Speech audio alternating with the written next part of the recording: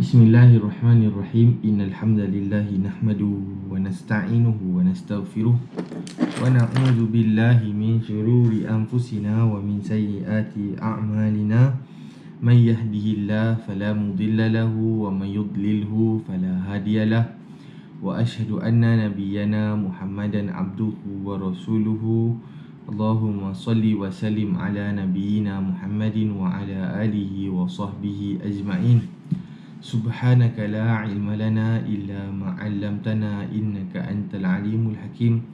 Qala rabbi shrah li sadri wa yassir li amri wahlul 'uqdatam min lisani yafqahu qawli. Allahumma faqihna fid din wa 'allimna ta'wil wahdina ila sawa'is sabil. Assalamualaikum para penonton sekalian.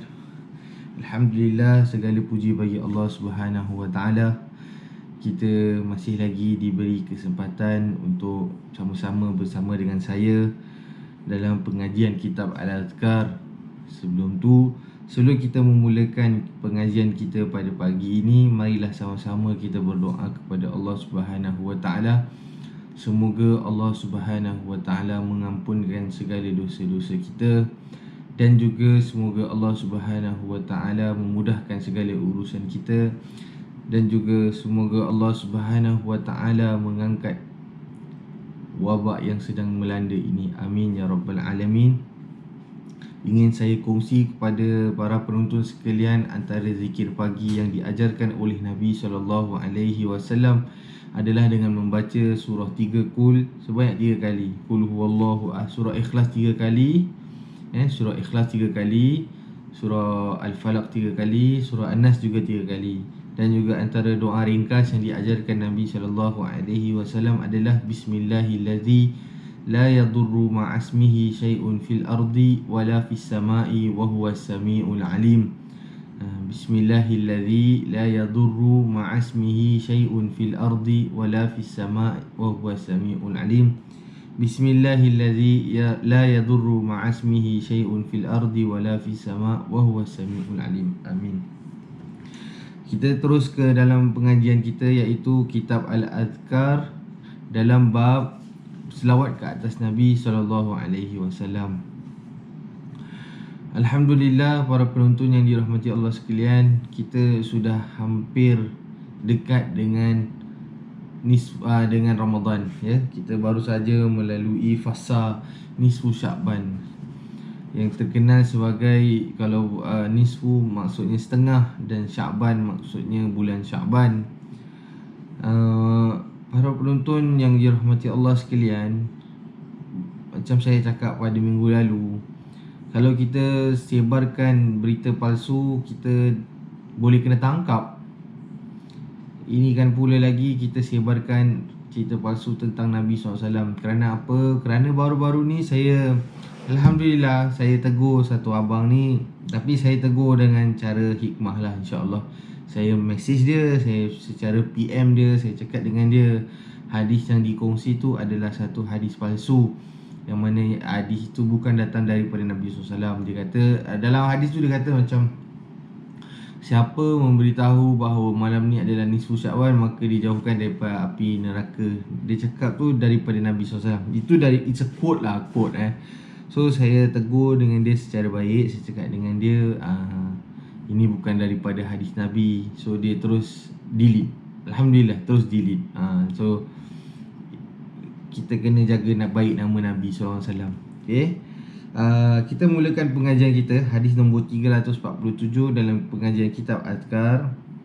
Qala al-muallifu rahimahullah. Muallif ni penulis berkata, kami juga meriwayatkan dalam Sunan Abu Dawud dengan sanad yang sahih dari Abu Hurairah radhiyallahu anhu bahawa Rasulullah sallallahu alaihi wasallam bersabda, ma min ahadin yusallimu alayya illa raddallahu alayya ruhi hatta arudda alaihi salam. Okay. Minggu lepas saya juga ada menyampaikan daripada kitab ni hadis tentang Rasulullah SAW menganjurkan untuk berselawat ke atas Nabi di mana sahaja, dan Allah akan sampaikan selawat itu kepada Nabi SAW, dan dan jasad seorang nabi, para anbiya itu tidak dimakan bumi. Okay. So hadis ni bermaksud tidaklah seseorang pun mengucapkan salam kepadaku kecuali Allah mengembalikan rohku kepada diriku agar aku membalas salamnya. Wallahu a'lam. Okey. Di hadis ni secara mafhumnya Allah Subhanahu Wa Taala nak apabila kita memberi salam iaitu memberi selawat ke atas Nabi SAW, ya, Allahumma salli wa sallim wa barik alaihi. Saya harap kita sudah mula untuk berselawat pada pagi ni. Bila kita mengucapkan salam ataupun selawat ke atas Nabi SAW, itu Allah sendiri yang akan sampaikan kepada Nabi SAW. So kita para penonton yang dirahmati Allah sekalian, paling sikit kita akan selawat ke atas Nabi. Subuh 1 kali, bila? Waktu tahiyat akhir. Zuhur 2 kali, tahiyat awal dan tahiyat akhir. Asar 2 kali, Maghrib 2 kali, Isyak 2 kali. So 9 kali. Paling sikit pun kita kalau selawat ke atas Nabi SAW. Adakah cukup dengan selawat 9 kali saja satu hari? Kita kena perbanyakkan selawat ke atas Nabi SAW. Okay. Kita masuk bab yang 1, perintah berselawat dan salam untuk Nabi ketika beliau disebutkan di hadapannya. Kami meriwayatkan dalam kitab At-Tirmizi dari Abu Hurairah radhiyallahu anhu, ia berkata Rasulullah sallallahu alaihi wasallam bersabda, "Raghima anfu rajulin dzukirtu indahu falam yusalli alayya." Hinalah seseorang yang aku disebut di hadapannya selawat untukku. Nabi SAW cakap apa? Hina kalau satu orang tu terdengar nama Nabi tanpa beliau mengucapkan selawat dan salam ke atas Rasulullah sallallahu alaihi wasallam. Sebab tu sebagai pendakwah, bukan saya jangan cakap pendakwah saja, sebagai umat Nabi Muhammad sallallahu alaihi wasallam adalah menjadi, dia boleh terjatuh kepada hukum wajib apabila kita mendengar nama Nabi sallallahu alaihi wasallam. Apabila kita mendengar nama Nabi dan kita mengucapkan selawat dan salam ke atas Nabi Muhammad sallallahu alaihi wasallam. Sebab tu kalau para penonton dengar mana-mana ceramah sekalipun ataupun sesiapa saja yang mengucapkan nama Nabi sallallahu alaihi wasallam, baik Muhammad ke apa saja yang direferkan kepada Nabi sallallahu alaihi wasallam, kita pasti dengar seseorang tu akan cakap sallallahu alaihi wasallam. Kerana apa? Kerana Nabi SAW cakap apa? Hina jika seseorang itu tidak mengucapkan selawat dan salam ke atas Nabi SAW. So kita nak minta syafaat Nabi SAW. So kita kena buatlah macam gini. Kalau kita tak dapat syafaat, jangan salahkan Nabi SAW. Kalau kita satu hari nanti kita tak masuk syurga, tidak dapat syafaat Rasulullah SAW, wa'liyazubillah. Kerana apa? Kerana kita tidak mendengar. Kerana kita apabila mendengar, kita tidak mengucapkan salam dan selawat ke atas Nabi Muhammad sallallahu alaihi wasallam. Apa sahaja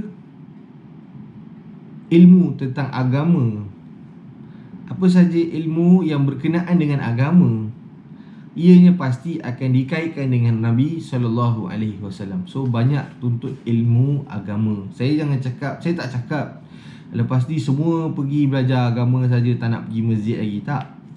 Dua-dua ni benda perlu. Satu, ilmu dunia untuk kehidupan kita di dunia, dan juga satu ilmu akhirat untuk kita persiapkan diri dengan akhirat.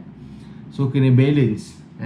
Kita pun tahu tentang ada hadis Nabi SAW, Nabi SAW menghalau seseorang daripada masjid. Kerana apa? Kerana dia asyik duduk masjid saja.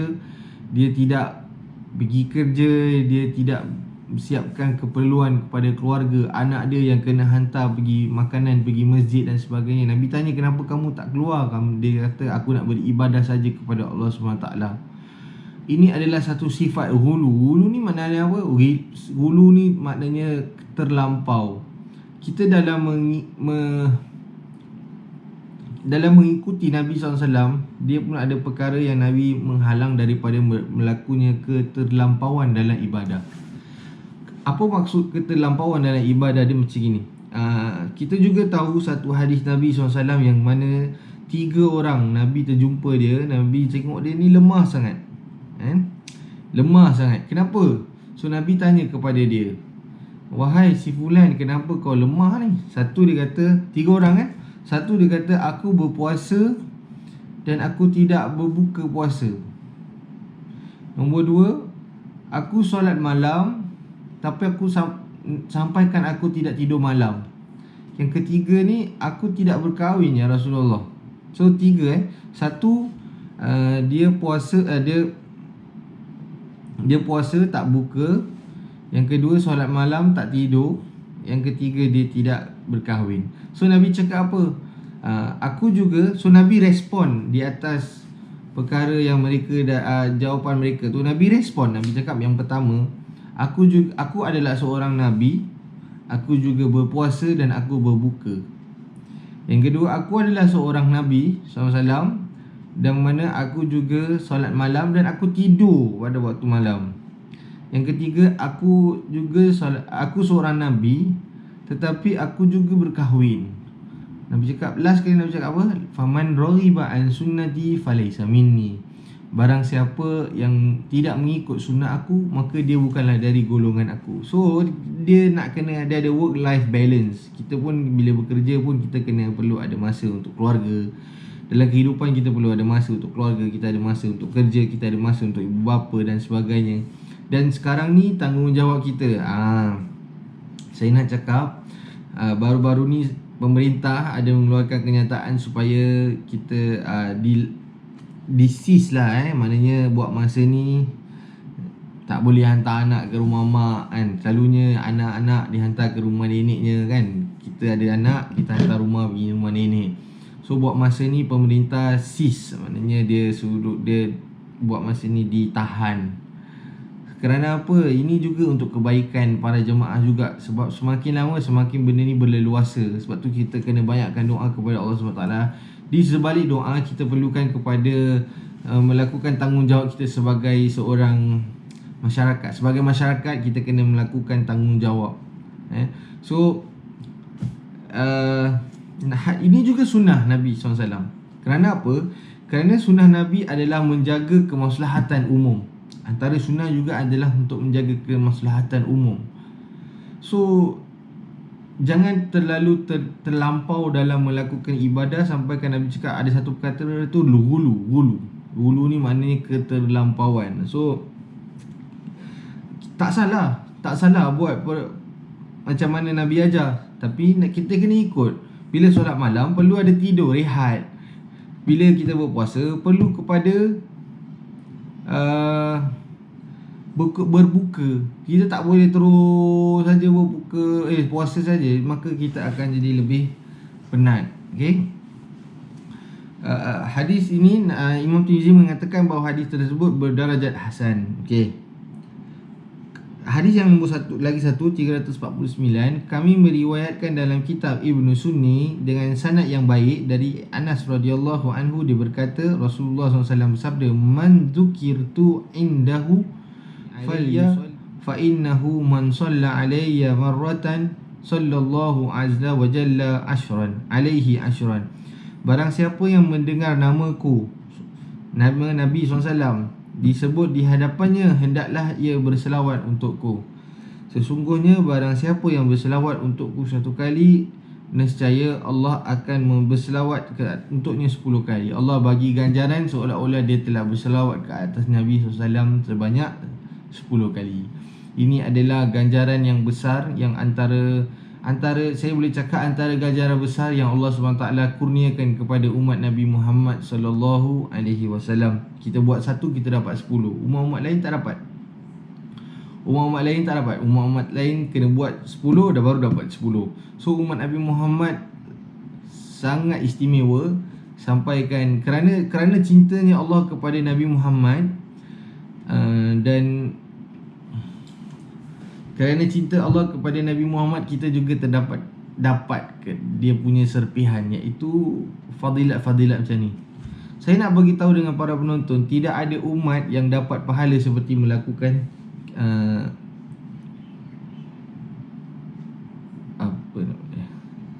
seperti pahala 1000 bulan. Kan Lailatul Qadar tidak ada. Hanyalah Allah SWT reservekan ini hanyalah untuk Nabi Muhammad SAW dan umatnya saja. Kita baca ya Lailat inna anzalnahu fi lailatul qadr wa ma adraka ma lailatul qadr lailatul qadri khairum min alfi syahr tanazzalul malaikatu warruhu fiha biizni rabbihim min kulli amr salamun hiya hatta matla'il fajr. Sesungguhnya aku turunkan kepada engkau malam inna anzalnahu fi lailatul qadr, semalam Lailatul Qadar. Kita tahu Lailatul Qadar ni pahalanya seperti 1000 bulan. Kita pun tak pasti sama ada kita dapat mampu hidup 1000 bulan ke tak. 1000 bulan ni dalam 83 lebih tahun, 83 plus. So Allah SWT janjikan ganjaran yang besar khas untuk umat Nabi Muhammad SAW. Tengok lagi satu saya nak bagi contoh. Bila kita nanti dah masuk Ramadan, Nabi sebut man sama ramadana imanan wa ihtisaban ghufira lahu ma taqaddama min dhanbi. Barang siapa yang berpuasa kerana Allah SWT, penuh dengan keimanan dan kepercayaan kepada Allah SWT, Allah akan ampunkan dosa dia. Tak mudah kan kita, kalau kita buat, kita dapat diampunkan dosa daripada Allah SWT. So kan ini kan nikmat special. Nabi cakap apa? Okay, saya kongsi satu hadis Nabi SAW yang mana Nabi cakap, kalau kamu nak masuk syurga, kamu baca ni. Bila kita terdengar azan, lepas tu kita membaca doa selepas azan. Allahumma rabba hadhihi da'wati tammah wa salatil qa'imah ati Muhammadanil wasilata wal fadilah wa ba'athu maqaman mahmudan alladhi wa'adtah. Nabi cakap siapa baca ni dapat masuk syurga.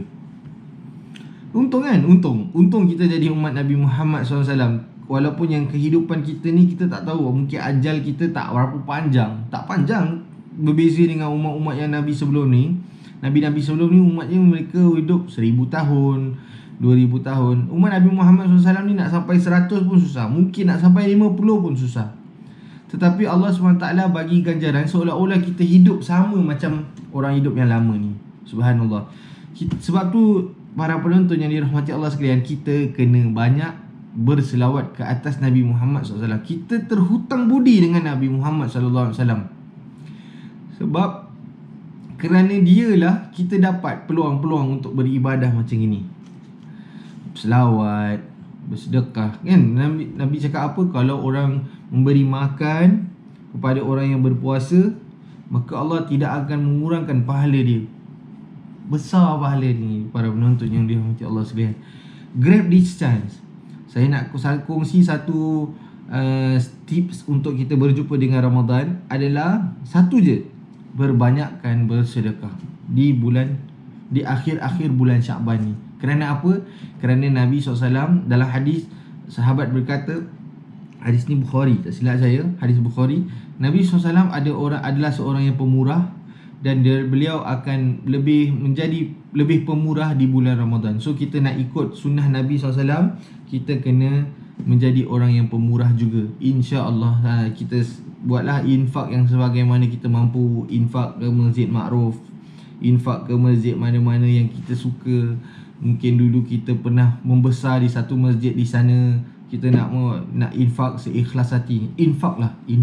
Kalau dekat masjid makruf ni, kat bawah nanti dia ada tulis kan, kat bawah ada tulis boleh bayar melalui PayNow, Paylah, Pay. Dia jangan asalkan pay later sudah ya. So kita buat infak sekarang.